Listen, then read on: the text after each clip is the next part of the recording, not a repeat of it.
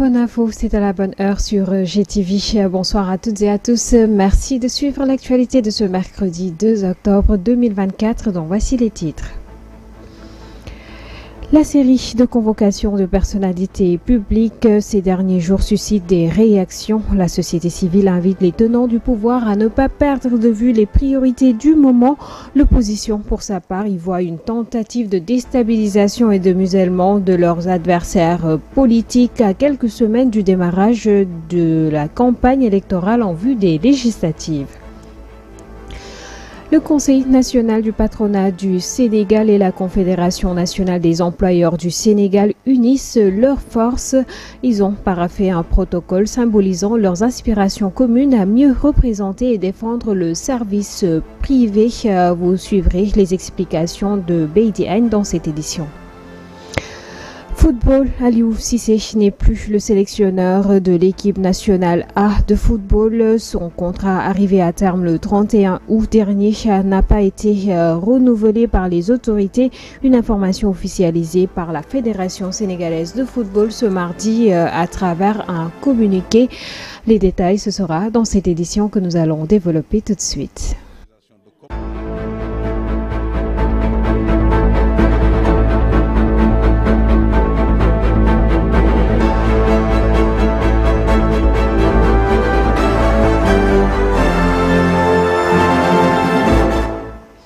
Mesdames, Mesdemoiselles et Messieurs, bonsoir. L'actualité de ce mardi que nous démarrons avec Guy Marius Sagna qui est revenu largement sur le film de son agression à Lomé. Il accuse notamment le gouvernement togolais de l'avoir planifié et orchestré. Le parlementaire de la CEDEAO faisait face à la presse ce mercredi. Suivant ses propos, ils ont été recueillis par Ndélen Ndiaye. Cette voiture de la gendarmerie, elle n'a quitté les lieux que quand la violence a commencé. Elle n'a quitté les lieux que quand les sévices corporels ont commencé. Elle n'a quitté les lieux que quand les tortures ont commencé. Parce que oui, nous avons été torturés publiquement. Et cela fait peur et froid au dos. Parce que si publiquement, à 16 heures, en plein jour, à visage découvert, des gens, plus d'une cinquantaine, peuvent torturer publiquement des gens, qu'est-ce qui se passe alors quand il n'y a ni caméra, ni téléphone portable, ni micro, ni CEDEAO, ni député comme Guy Marius Sagna, ni journaliste? Que vit alors au quotidien le peuple togolais? Qu'est-ce à dire? C'est mon avis. Cela a été planifié. Ce qui s'est passé lors de cette réunion a été planifié. Vous avez vu? J'ai parlé pendant 10 minutes, j'ai dit je suis togolais, chantons l'hymne national du Togo. Et boum, dans l'hymne national du Togo, c'est bout de phrase. Togo debout, luttons sans défaillance, vainquons ou mourons, mais dans la dignité. Dans cet hymne national, il est écrit quelque part, et nous te jurons toujours fidélité et aimer, servir, se dépasser. Donc moi, comme vous, je me suis posé la question, pourquoi est-ce que dès que j'ai dit chantons l'hymne national du Togo, et boum, le tsunami de violence a commencé. Voilà la seule explication. Ce que je vais ajouter, c'est ceci. J'ai dit je suis togolais, chantons l'hymne national. Chaque fois que quelqu'un m'a frappé, il m'a dit tu es togolais, boum. Cette semaine, vous l'avez remarqué, plusieurs auditions sont enregistrées au niveau de la division des investigations criminelles et la division spéciale de cybersécurité. C'est suite à ces convocations des autorités de quelques personnalités publiques que des journalistes et aussi des journalistes souvent pour délit d'opinion que la société civile a réagi. Une situation donc qui l'a fait sortir de ses gonds suivants. C'est quelques réactions que nous explique Aïssa Touba. Vague de convocations ou arrestations, tous azimuts. Ces derniers jours ne semblent pas être du repos pour certaines personnalités publiques. Après l'arrestation de l'ex-ministre des Sports, Lat Diop, qui est toujours dans les liens de la détention. Depuis la semaine dernière, la liste se poursuit encore avec l'ancienne directrice de la promotion et de la solidarité sous Macky Sall, Diégui Diop Fall, qui était en audition hier à la division des investigations criminelles poursuivies pour pour un détournement de 30 millions selon les sources. Elle a été libérée et convoquée à nouveau lundi prochain à 10h. Pour le moment, aucune infraction n'a été retenue contre elle. La liste est loin d'être finie. D'autres arrestations secouent la toile, comme celle du journaliste Cheikh Yérim Seck, qui est actuellement en garde à vue. Convoqué hier à la division spéciale de cybersécurité, cette interpellation est précédée par celle du chroniqueur du groupe de presse des médias après son intervention sur Sen TV, où il accusait une unité de la police nationale d'avoir accepté des pots de vin pour permettre le passage de la pirogue dans laquelle 30 corps sans vie ont été découverts au large des Mamelles.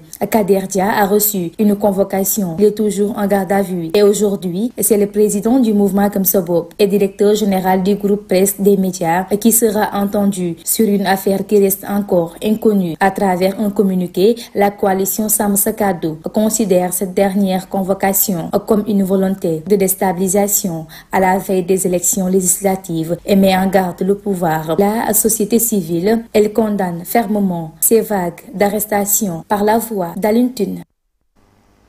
En collaboration avec l'USAID pour la mise en œuvre du programme Nieti Élections, l'Observatoire national de la parité et le National Democratic Institute ont organisé ce mardi 1er octobre un atelier. Le thème retenu est leadership politique des femmes, leçons apprises, perspectives au lendemain des élections. Les acteurs sont largement revenus sur le rôle de la femme dans les instances de décision. Awa Ndiaye, directrice de l'Observatoire national de la parité, s'est exprimée en marge de cet atelier au micro de Mam Awassal.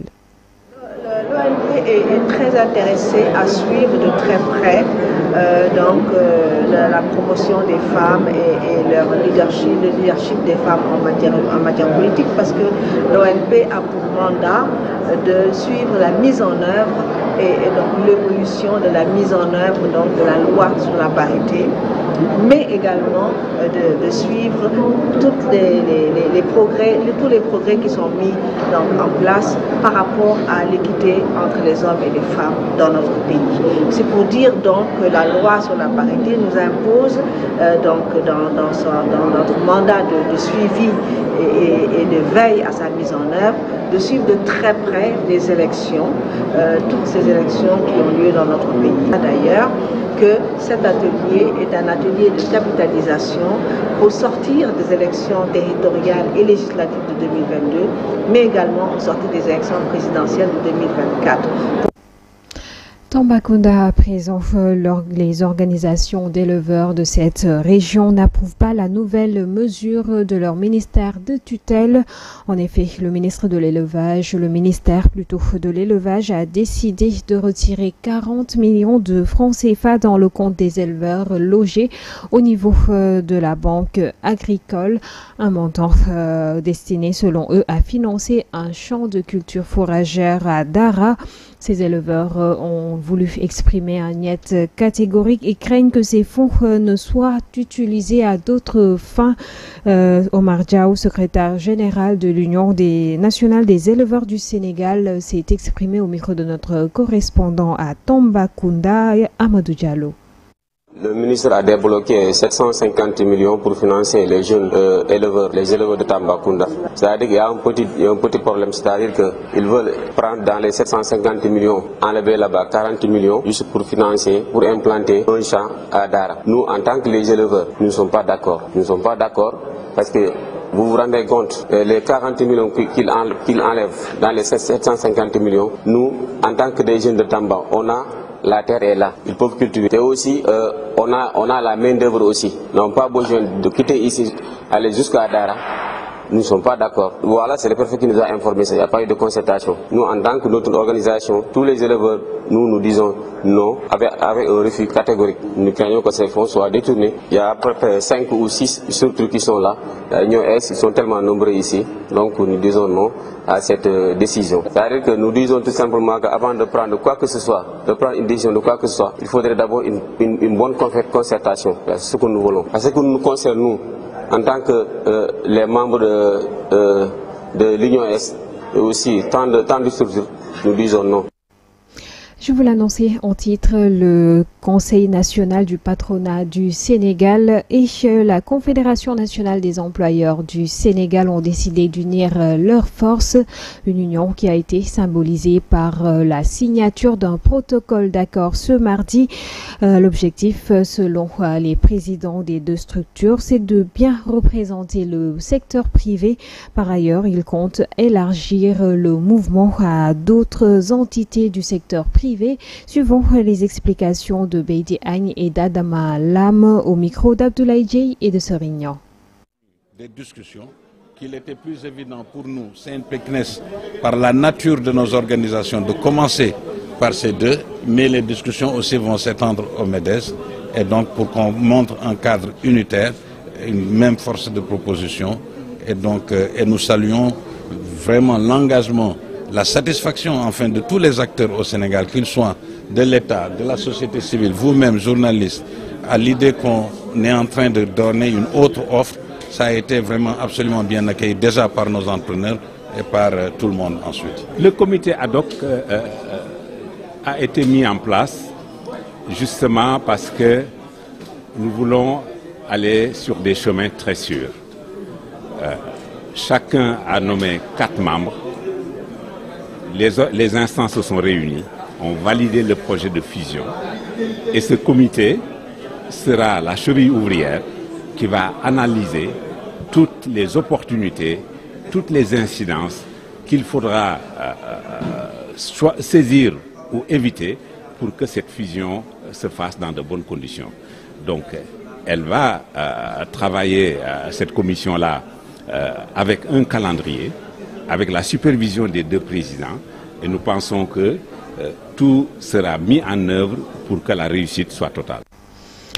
Lors d'une session consacrée à la revue annuelle du portefeuille de la Banque mondiale au Sénégal, le ministre des Finances et du Budget a mis l'accent sur l'importance de cette rencontre pour évaluer les projets en cours et leur impact sur le développement.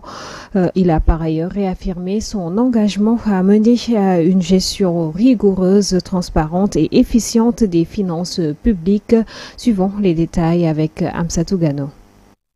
Lors d'une session consacrée à la revue du portefeuille des projets financés par la Banque mondiale au Sénégal, le ministre des Finances et du Budget, Cheikh Diba, est revenu sur l'importance de cette session décisive pour le Sénégal.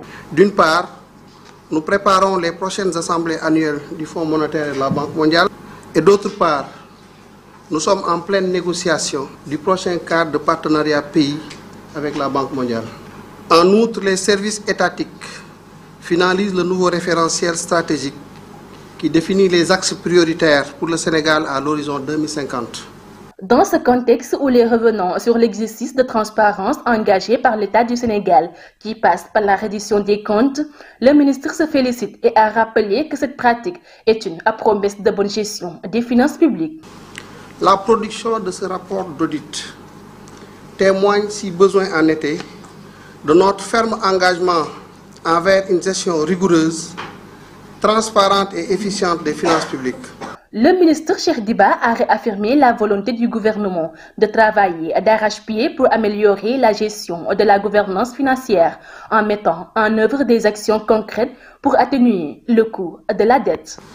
Le gouvernement réaffirme sans équivoque sa volonté à améliorer la gouvernance financière et à renforcer notamment l'intégrité du cadre de gestion de la dette et du budget, afin d'éviter que pareille situation ne se reproduise par la mise en œuvre d'actions concrètes et bien identifiées. La revue du portefeuille annuel de la Banque mondiale au Sénégal met la lumière sur les projets réalisés dans divers domaines de développement, tout en signalant les défis persistants auxquels le pays est confronté. À présent, nous parlons du secteur du tourisme qui occupe une place importante dans le projet des nouvelles autorités du pays. Les nouvelles orientations et mesures du président Bassirou Diomaye Diakhar Faye et de son gouvernement ont été présentés aux acteurs touristiques de la région. Ces derniers espèrent une mise en œuvre rapide pour le développement économique de Tambacounda qui regorge plutôt d'énormes potentialités dans le domaine du tourisme avec surtout le parc national Nyokolokoba. Amadou Diallo nous en dit un peu plus. Une mission du ministère du Tourisme et de l'Artisanat a rencontré les acteurs touristiques de la région de Tambacounda pour passer en revue l'ensemble des dispositions et nouvelles orientations des nouvelles autorités du pays pour la relance du secteur. Aujourd'hui, c'était de leur présenter le projet du président Bassirou Diomaye Diakhar Faye. Le ministre a demandé qu'on partage avec les professionnels ce projet-là, mais dans son volet tourisme. Des orientations définies et des mesures clés proposées. Nous avons présenté le projet en expliquant le contexte national et international du tourisme, en expliquant un peu les différents axes pour le développement du tourisme, à savoir l'axe promotion, l'axe aménagement et l'axe gouvernance. Ces mesures permettront ainsi au secteur du tourisme de retrouver son lustre d'antan après avoir traversé des périodes difficiles, ce qui fait renaître l'espoir chez les acteurs de la région. Plusieurs ministères qui sont regroupés pour le développement du secteur du tourisme, du transport, de l'environnement, tous les ministères que le président a eu à regrouper pour travailler ensemble. Aujourd'hui, on peut parler de tourisme au ministre de l'Environnement, au ministre de l'Agriculture. Et ça,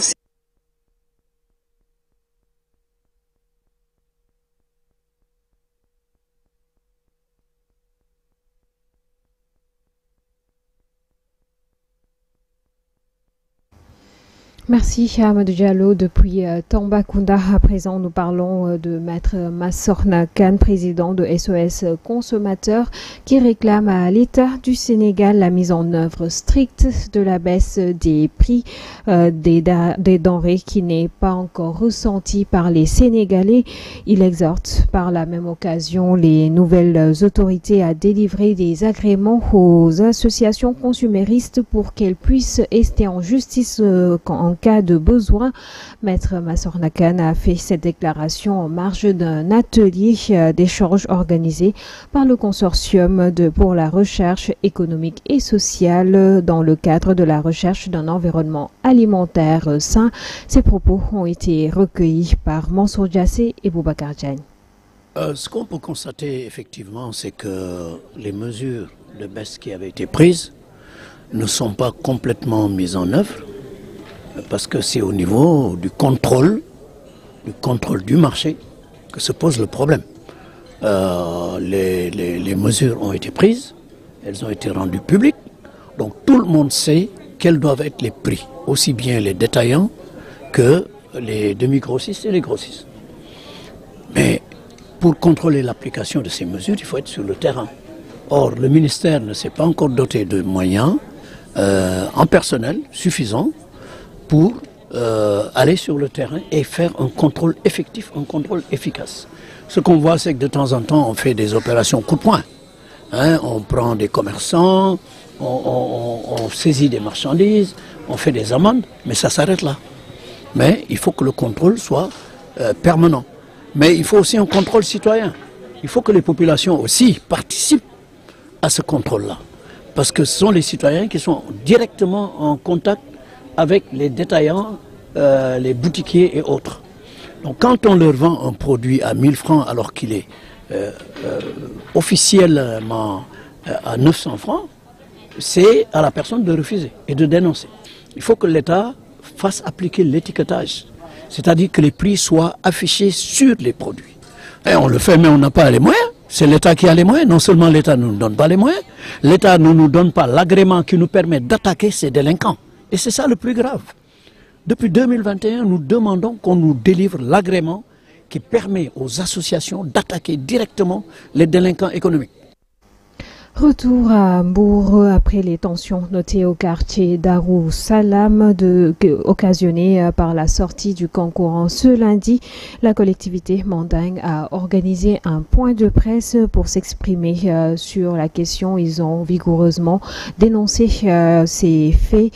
Le secrétaire général Mamadou Aïdara Diop a tenu quand même à préciser que des démarches ont été initiées par le collectif au niveau du ministère de de la culture pour prévenir la violence bien avant le début de cette 120e édition de la célébration du Kankourang.